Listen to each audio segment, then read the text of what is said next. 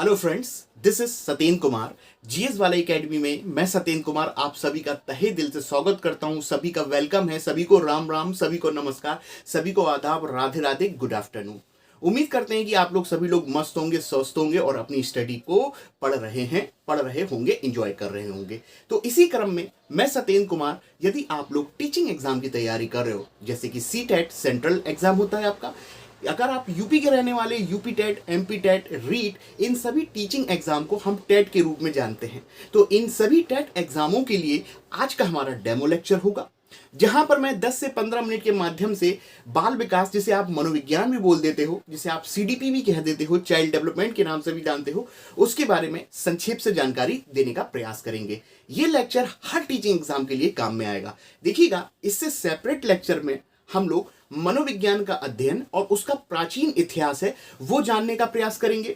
क्योंकि आज का हमारा लेक्चर बाल विकास पर आधारित है, चाइल्ड डेवलपमेंट पर आधारित है, तो हम अपने लेक्चर में बाल विकास का इतिहास क्या था उसके बारे में जानकारी प्राप्त करेंगे। तो आइए इसी क्रम में आज के महत्वपूर्ण सत्र को हम लोग यहाँ पर स्टार्ट करते हैं। देखिएगा, आगे बढ़ने से पहले ये जो बाल विकास लिखा हुआ है, यहाँ पर मैं कुछ वर्ड लिखता हूँ। देखिए बेटा, यहाँ पर पहला लिखा हुआ है बाल अध्ययन, देखते चलेंगे। और दूसरे पे देखिएगा, यहां पर मैंने लिख रखा है बाल मनोविज्ञान। और तीसरे पे ध्यान रखिएगा, जो मैंने लिख रखा है उसका नाम है बाल विकास, जिसे आप चाइल्ड डेवलपमेंट के नाम से जानते हो। और चौथे पे देखोगे तो चौथे पर अगर हम यहां से देखें तो ये लिखा हुआ है आपका विकासात्मक मनोविज्ञान। यानी कि हम लोग चाइल्ड डेवलपमेंट, बाल विकास की बात कर रहे हैं, उसको समझने से पहले हमने यहाँ पर 4 शब्द नोट कर रखे हैं। अब देखिएगा अंतर कहाँ पर हो जाता है। देखिएगा, ये जो बाल अध्ययन जो है वो जो होता है आपका गर्भावस्था से लेके बाल्यावस्था तक का अध्ययन करवाएगा। और हम सामान्यतः जानते हैं बेटा कि बाल्यावस्था की जो उम्र है वो हम लोग सामान्यतः 12 वर्ष मान के चलते हैं। यानी कि बाल अध्ययन में हम लोग गर्भावस्था से लेके बाल्यावस्था तक का अध्ययन करते हैं। अब हम लोग सेकंड स्टेज पर आते हैं। ये लिखा हुआ है बाल मनोविज्ञान। यानी कि यहां पर मैं लिखा हुआ है गर्भावस्था या गर्भधारण भी बोल सकते हैं। यहां पर हम लोग गर्भावस्था से लेके जो अध्ययन करने वाले हैं बाल्यावस्था। लेकिन बेटा, पहले वाले और दूसरे वाले में एक अंतर देखने को मिलेगा। जब आप पढ़ते हो मनोविज्ञान, तो मनोविज्ञान में बहुत सारी शाखाएं देखने को मिलती हैं, जैसे शिक्षा मनोविज्ञान, जैसे चिकित्सा मनोविज्ञान। उसी मनोविज्ञान की एक शाखा आप देख रहे हो बाल मनोविज्ञान। यानी कि बाल मनोविज्ञान और बाल अध्ययन में अंतर इतना देखने को मिलेगा, जहां बाल अध्ययन गर्भावस्था से बाल्यावस्था तक का अध्ययन करता है, लेकिन बाल मनोविज्ञान मनोविज्ञान की एक शाखा, एक विषय के रूप में है, एक सब्जेक्ट के रूप में है, जहां पर हम लोग गर्भावस्था से बाल्यावस्था तक का अध्ययन करते हैं। उम्मीद करते हैं कि इन दोनों में माइनर जो सूक्ष्म डिफरेंस है वो आपने देखा होगा। अब देखिएगा, अगली इंपॉर्टेंट बात यह है, यहां पर लिखा हुआ है बाल विकास, समझिएगा। और यहां पर मैंने लिखा हुआ है गर्भावस्था से लेके किशोरावस्था। और हम सभी जानते हैं किशोरावस्था को आप लोग परिपक्व अवस्था के नाम से जानते हो। अब शब्दों को पकड़िएगा, ये था बाल मनोविज्ञान, ये हो गया बाल विकास। कहने का अर्थ इतना सा है, जब हम बाल मनोविज्ञान और बाल विकास की बात करें तो बाल मनोविज्ञान प्राचीन है, पहले आया, जबकि बाल विकास जो है बाद में आया। तो एक बात ध्यान में रखिएगा, बाल मनोविज्ञान आपका प्राचीन है, जबकि बाल विकास आपका बाद में आया। दोनों में अंतर क्या है? जहां बाल मनोविज्ञान गर्भावस्था से बाल्यावस्था तक का अध्ययन करता है, वही बाल विकास जो होता है गर्भावस्था से किशोरावस्था तक का अध्ययन करता है। कहने का अर्थ यह है, जब हम लोग बाल मनोविज्ञान को बाल्यावस्था से और ज्यादा विस्तारित करेंगे और उसको किशोरावस्था तक लेकर जाएंगे, तो वही बाल मनोविज्ञान का क्षेत्र बन जाएगा आपका बाल विकास। यानी कि बाल मनोविज्ञान से ही बाल विकास आया है, ध्यान रखिएगा। लेकिन इसका बाल विकास का क्षेत्र बड़ा माना जाएगा। क्यों? क्योंकि ये गर्भावस्था से लेके किशोरावस्था तक का अध्ययन करता है, ध्यान रखिएगा, जिसे आप लोग चाइल्ड डेवलपमेंट के नाम से जानते हो। अब एक और बात यहां पर लिखी हुई है विकासात्मक मनोविज्ञान, और इसके बारे में मैंने लिखा हुआ है गर्भाधारण या गर्भावस्था भी बोल दें से हम लोग जो अध्ययन करने वाले, कहां तक अध्ययन करने वाले हैं? मृत्यु पर्यंत तक अध्ययन, या यहां पर हम लोग लिख देते हैं वृद्धावस्था। बहुत बहुत इंपॉर्टेंट टर्म यहां पर यूज किया गया है। यानी कि विकासात्मक मनोविज्ञान मनोविज्ञान की वह शाखा है जहां पर अध्ययन किया जाता है गर्भाधान से लेके मृत्यु तक या वृद्धावस्था तक। यानी कि सबसे पहले हमने बाल अध्ययन की बात करी। ये सिर्फ और सिर्फ गर्भा से बाल्यावस्था तक अध्ययन की बात करता है। जब इसको एक विषय का रूप दिया बाल मनोविज्ञान, तो वो क्या कहलाया आपका, गर्भावस्था से बाल्यावस्था। आप देखिएगा, जब बाल मनोविज्ञान जो सिर्फ बाल अवस्था तक का अध्ययन करता है, इसको थोड़ा सा विस्तारित करो भाई, विस्तारित करो, बालक के समावेशी शिक्षा की बात करो, उसकी सभी क्षमताओं के विकास की बात करो। जब उसकी ओवरऑल डेवलपमेंट, जब सभी क्षमताओं की बात होगी, तो वो बाल अवस्था तक का अध्ययन नहीं होगा, क्योंकि मुख्यतः जो डेवलपमेंट जो होता है वो किशोर अवस्था तक होता है आपका। तो बाल मनोविज्ञान से जो थोड़ा विस्तारित हमने किया, बाल अवस्था को किशोर अवस्था तक लेके गए, तो वही बाल मनोविज्ञान जो होता है उसी से बाल विकास निकल कर आया। लेकिन अंतर ये हो जाएगा कि बाल विकास का क्षेत्र हम लोग बड़ा मानेंगे। उम्मीद करते हैं कि यहां तक बात आपको समझ में आ गई होगी।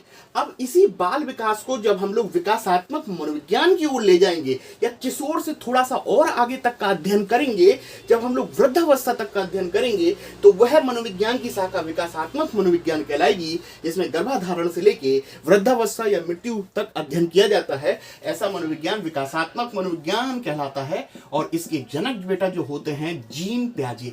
मोस्ट इंपॉर्टेंट है, एग्जाम में पूछा जा चुका है। वो ये पूछेगा, मनोविज्ञान की वह शाखा कौन सी है जिसमें गर्भाधारण से मृत्यु पर्यंत तक का अध्ययन किया जाता है। तो इसका सही आंसर है विकासात्मक मनोविज्ञान। और इसके जनक कौन है, जीन पियाजे। और ये वही पियाजे हैं जो स्विट्जरलैंड के रहने वाले थे, जिन्होंने संज्ञानात्मक विकास का सिद्धांत दिया था। उम्मीद है कि ये बेसिक चीजें आपको समझ में आई होंगी। अब मैं इसको एक काम करता हूं, ये पहला, दूसरा, तीसरा, चौथा, यानी कि देखो सबसे बड़ा क्षेत्र किसका है, विकासात्मक मनोविज्ञान का, क्योंकि ये एंड तक अध्ययन कर रहा है। उससे छोटा किसका है, बाल विकास का, ये किशोरावस्था परिपक्व अवस्था तक अध्ययन कर रहा है। और बाल मनोविज्ञान कहां तक का कर रहा है, बाल अवस्था, ये इससे छोटा, जबकि बाल अध्ययन सबसे छोटा होगा आपका। ठीक है, समझ गए होंगे। यानी कि ये छोटा गोला, ये आपका बड़ा गोला, ये और बड़ा गोला, और जबकि ये आपका सबसे बड़ा, इसका सबसे ज्यादा क्षेत्र होगा। चलिए, अब हम लोग इतनी बात करने के बाद देखिए, ये हम लोगों ने बाल मनोविज्ञान के बारे में बात करी। अब बेटा, कहीं ना कहीं से बाल विकास का एक समय रहा होगा, या उसका प्राचीन इतिहास रहा होगा कि कैसे कैसे बाल विकास का इवैल्यूएशन, डेवलपमेंट या विकास हुआ था अवस्थाओं में। या हम ये कहें कि 16वीं शताब्दी में बाल विकास क्या था, 17वीं में क्या था, 18वीं में क्या था, 19वीं में क्या था, और 20वीं में हम लोग क्रो एंड कोर क्रो 20वीं शताब्दी जो बालकों की शताब्दी है, कैसे पहुंचे। तो इस इतिहास के जो महत्वपूर्ण तथ्य हैं उसको जानने की कोशिश करेंगे। आइए भाई, काम का लेक्चर है, मैंने बोला फैक्चुअल इंफॉर्मेशन हमारी आज के लेक्चर में थोड़ी ज्यादा देखने को मिलेगी। देखिएगा, अब हम लोग बाल विकास का क्या पढ़ने जा रहे हैं, ध्यान रखेंगे, इतिहास। और इतिहास में सबसे पहले बेटा एक ध्यान रखिएगा, हम लोग पढ़ने जा रहे हैं एक शताब्दी, जिसे हम लोगों ने लिख रखा है 17वीं शताब्दी। और देखिएगा, 17वीं शताब्दी में मैंने यहां पर एक सन लिख रखा है, और उस सन का नाम क्या है आपका, 1628। कितना, 1628। यानी कि जब बाल विकास का, चाइल्ड डेवलपमेंट का इतिहास देखोगे, तो इसकी जड़ें जो प्राचीन में ना होकर आधुनिक समय से मुख्य रूप से देखी गई हैं। और 17वीं शताब्दी और 1628 ध्यान रखिएगा कि इस शताब्दी में एक प्रमुख मनोवैज्ञानिक हुए हैं, और उस प्रमुख मनोवैज्ञानिक का नाम है कॉमेनियस। उम्मीद है कि जरूर आपने नाम सुना होगा। इनकी विचारधाराओं को आगे देखेंगे, अभी मुद्दे पर आते हैं। यानी कि कॉमेनियस साहब जो थे, वो 17वीं शताब्दी में बाल विकास पर अध्ययन करते हुए सबसे पहले पाए गए। क्या नाम है, कॉमेनियस। अब कॉमेनियस ने छोटे बच्चों के लिए, ध्यान रखिएगा, छोटे बच्चों के लिए क्या स्थापित करा, शिशु विद्यालय, जिसे इन्फेंसी स्कूल के नाम से जानते हैं। मोस्ट इंपॉर्टेंट, यानी कि किसने शिशुओं के लिए, बालकों के लिए बाल विद्यालय, शिशु विद्यालय स्थापित किए सबसे पहले, तो नाम आएगा किसका, कॉमेनियस का। अब देखो, एक महत्वपूर्ण बात, मैं यूपी बोर्ड का पढ़ने वाला हूं, आप एमपी बोर्ड के पढ़ने वाले हो सकते हो, स्टेट बोर्ड की बात करें, लेकिन बच्चे जो हैं वो एनसीईआरटी की किताबें पसंद करते हैं। हमारी स्टेट बोर्ड की किताबों में कुछ भी लिखा रहता था, लाइन से लिखते जाते थे, कुछ रोचकपन नहीं था, उसमें चित्र नहीं थे, कलरफुल डायग्राम नहीं थे। यानी कि मैं ये इन्हीं बात को आगे कंटिन्यू करना चाहूंगा। यानी कि किताबों को रोचक, मनोरंजक और बढ़िया बनाने के लिए जो सबसे पहले किताबों में चित्रों का प्रयोग या चित्रमय पुस्तकों का निर्माण करने वाले कोई मनोवैज्ञानिक हुए बाल विकास में, तो उनका नाम क्या था? कॉमोनियस। क्या नाम था? कॉमोनियस। यानी कि सेकंड पॉइंट ये है। तो अगला पॉइंट, चित्रमय पुस्तकों का निर्माण। उम्मीद करते हैं कि ये तीन बातें आपके लिए बहुत काम की होंगी, जिसमें से ये दूसरा वाला इन्फेंसी स्कूल किसने स्थापित किया, शिशु विद्यालय, और किसने किताबों को चित्रमय पुस्तकों का निर्माण किसने किया, तो वो भी थे आपके कॉमोनियस। ये सारे के सारे पॉइंट आप नोट करते चलें, ठीक है? मैंने फिर बोलूंगा, रैम भर जाएगा आपके दिमाग का। अब देखिएगा, ये 17वीं शताब्दी हो गई। अब हम लोग थोड़ा सा आगे बढ़ते हैं 18वीं शताब्दी की ओर। चलिए, रफ कर रहा हूं। चलो बेटा, ये पहुंचे हम लोग 18वीं शताब्दी। 18वीं शताब्दी ध्यान रखिएगा, यहां पर हम लोग लिख लेते हैं 18वीं शताब्दी, या मैंने यहां पर एक सन लिख रखा है 1774। ये इंडिकेट कर रहा है कि 1774 में कुछ ना कुछ खास बात तो हुई होगी। 1628 हम लोगों ने लिख रखा था कि कुछ ना कुछ उस समय का महत्व जरूर रहा होगा। देखिए, जब बाल विकास का अध्ययन करें हम लोग और अगली शताब्दी 17वीं शताब्दी में प्रवेश करें 1774 के आसपास, तो इस शताब्दी में जो एक महत्वपूर्ण मनोवैज्ञानिक होंगे, हेनरिच पेस्टलॉजी। आपने अवश्य नाम सुना होगा, विधियों में, शिक्षण विधियों में पेस्टलॉजी का नाम अवश्य सुना होगा। यानी कि 1774 के आसपास एक मनोवैज्ञानिक देखने को मिलता है इस शताब्दी में, पेस्टलॉजी। क्या किया पेस्टलॉजी ने? देखो, बाल विकास में इन्फेंसी स्कूल, बालकों के लिए काम स्टार्ट करा कॉमोनियस ने, ठीक है? किताब भी बना दी, कलर चित्रमय पुस्तक भी निर्माण कर दी, स्कूल ऑफ इन्फेंसी भी स्थापित कर दिया। लेकिन इस बाल विकास में बच्चों के लिए या बाल विकास का सर्वप्रथम वैज्ञानिक विवरण, यानी कि बालकों से संबंधित कोई एक साइंटिफिक अप्रोच तो होना चाहिए ना, वो जिन बालकों पर अध्ययन किया जा रहा है। यानी कि बाल विकास में सर्वप्रथम वैज्ञानिक विवरण प्रस्तुत करने वाले पहले मनोवैज्ञानिक हुए हैं, तो उस मनोवैज्ञानिक का नाम क्या था? आपका पेस्टलॉजी। एग्जाम में आता है कि किसने बाल अध्ययन पर सर्वप्रथम वैज्ञानिक विवरण प्रस्तुत किया था, तो आपका आंसर होगा पेस्टलॉजी। मैं यहां पर लिख देता हूं, बाल अध्ययन पर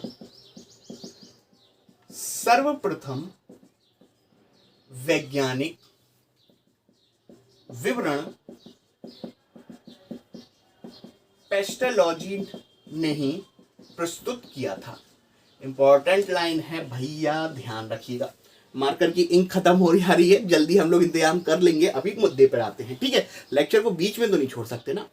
तो आपने देखा कि बालकों से संबंधित बाल अध्ययन में सबसे पहले वैज्ञानिक विवरण प्रस्तुत किया हेनरिच पेस्टलॉजी ने, ठीक है? अब आगे बढ़ते हैं। भाई देखिएगा, मनोविज्ञान में इनका एक बेटा हुआ, 3.5 से 4 वर्ष के आसपास था।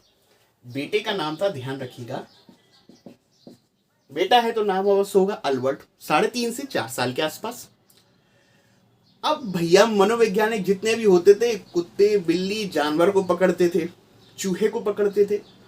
अगर जानवर नहीं पसंद है तो वो अपने बेटों पर ही अध्ययन कर देते थे। तो इसने भी ऐसे ही किया कि अपने बेटे अल्बर्ट पर प्रयोग कर दिया बाल अध्ययन, बाल विकास के लिए। और देखिएगा, इसने बेटे पर अध्ययन करने के बाद एक पुस्तक का निर्माण किया, और उस पुस्तक का नाम है बेबी बायोग्राफी। समझिएगा, किस पर अध्ययन किया? अपने बेटे पर।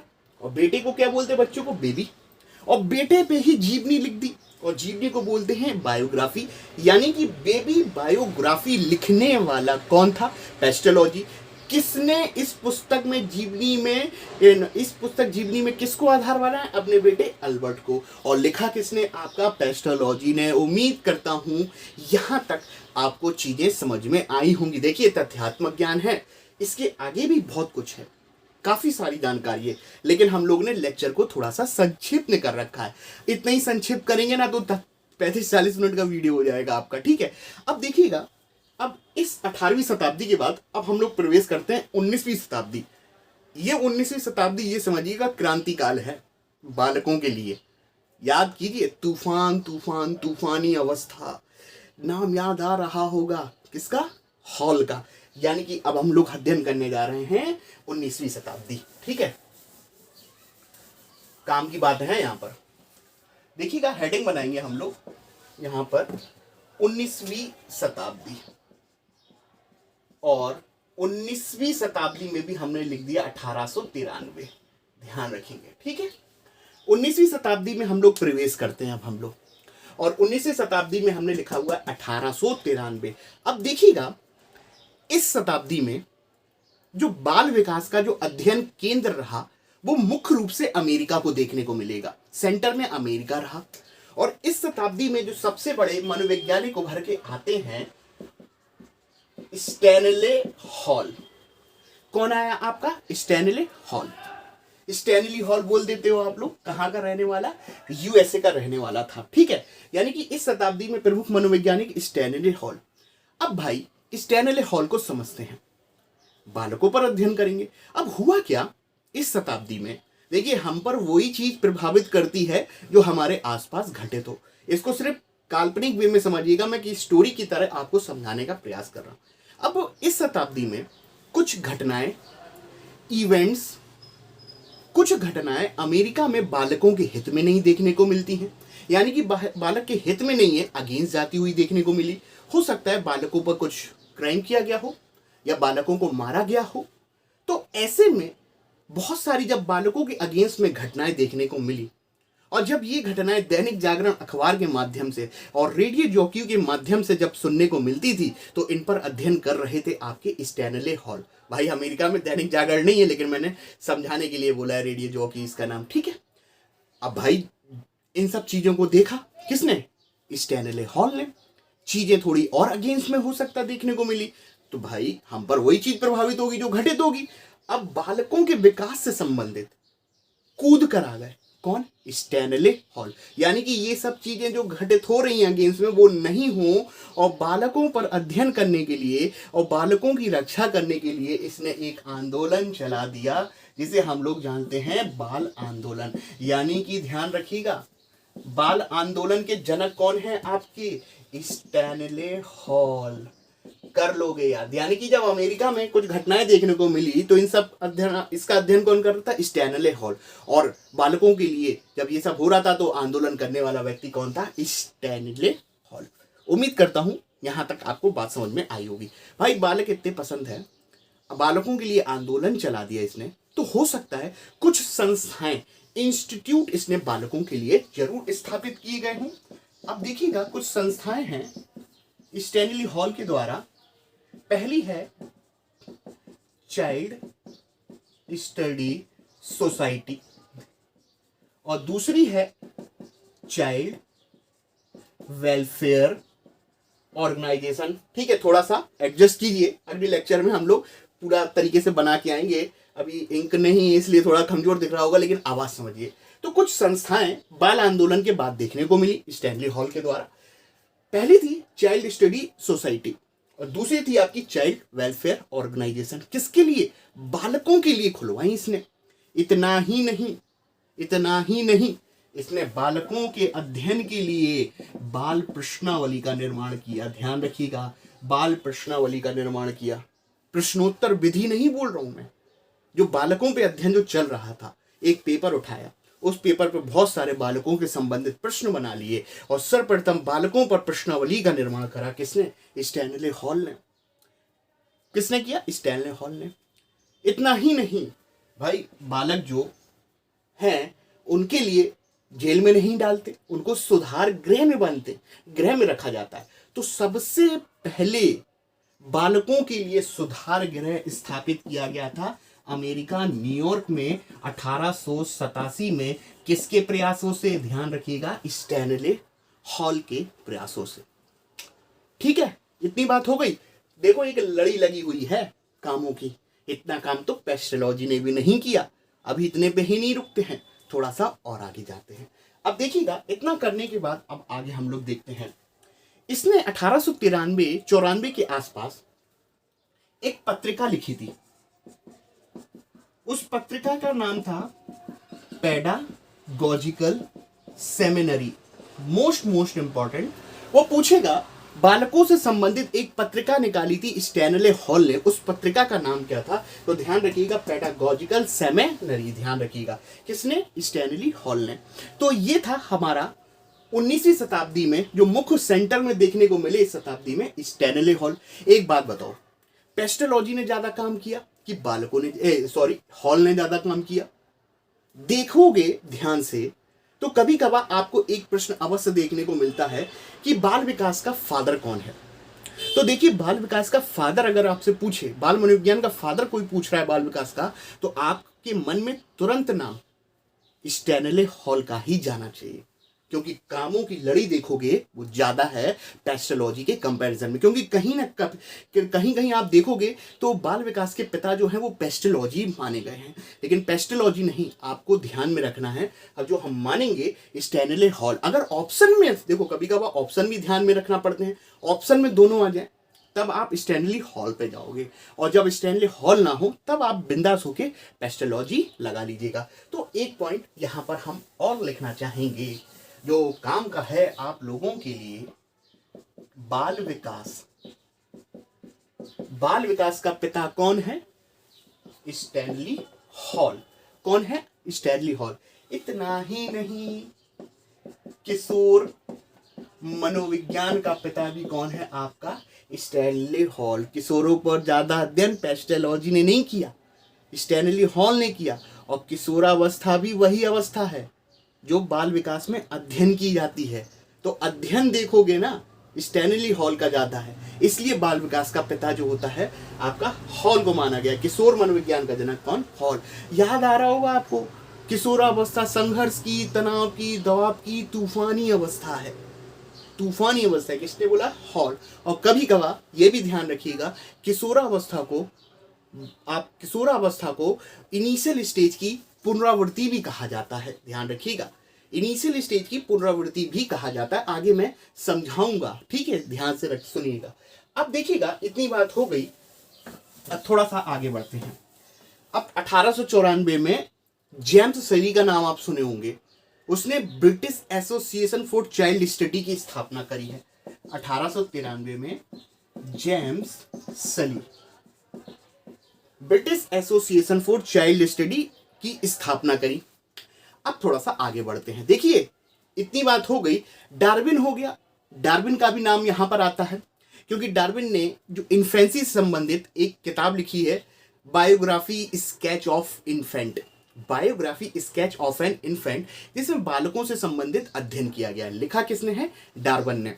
अब हम लोगों ने पाश्चात्य जगत के लोगों के बारे में इतनी चर्चा कर ली, ठीक है? अब एक दो भाई इंपॉर्टेंट भारत के संदर्भ में भी तो बात करो, ठीक है? अब हम लोग भारत के संदर्भ में बात करने जा रहे हैं।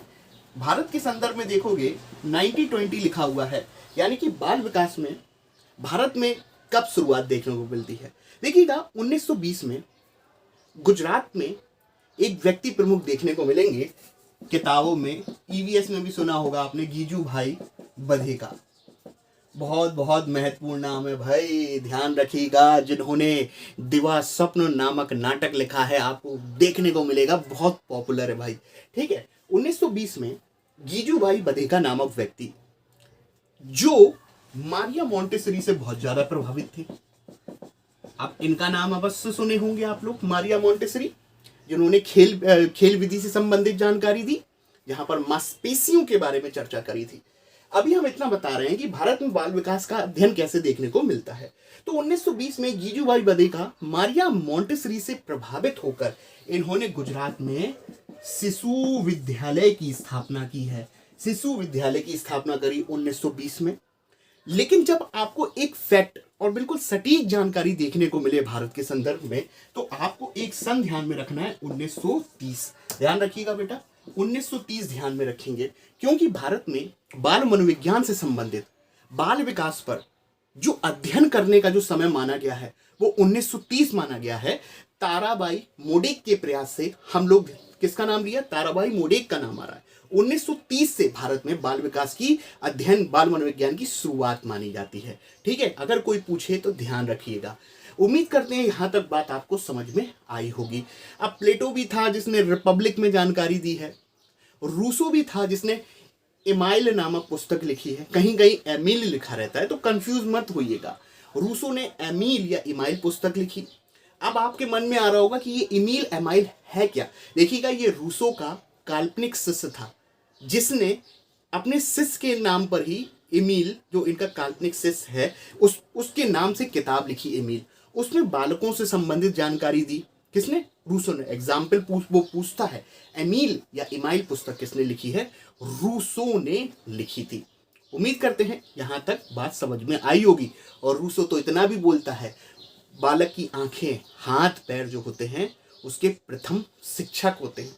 इतना ही नहीं, उसने ये भी कहा है मनुष्य जब पैदा होता है तो स्वतंत्र होता है, लेकिन कुछ समय बाद वो समाज के लोगों के द्वारा या कुछ समय बाद वो बेड़ियों में जकड़ा हुआ अपने आप को पाता है। ये जो स्टेटमेंट बोल रहा हूं मैं, इनको जब मैं पढ़ाता हूं, परिभाषा है ये, तो ये परिभाषा किस तरीके से तैयार करते हैं वो हम लोग आगे चर्चा करेंगे। तो भारत के संदर्भ में 1930 जरूर ध्यान रखिएगा, और गीजूभाई बधेका का नाम ध्यान रखिएगा क्योंकि पर्यावरण विज्ञान में इनका नाम आता ही है।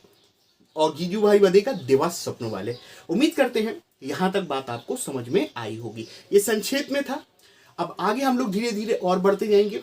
अगर आपको लेक्चर थोड़ा सा भी पसंद आए तो आपके अपने चैनल जीएस वाला, आपका ही चैनल है, आपसे ही हम हैं, ठीक है। अगर थोड़ा सा ही पसंद आए तो लाइक शेयर सब्सक्राइब करते रहिए। मस्त रहिए, खुश रहिए, अपने चैनल जीएस वाला पे बना रहिए, सब्सक्राइब करते रहिए, ठीक है। खुश रहिए। धन्यवाद आप सभी का। Thank you.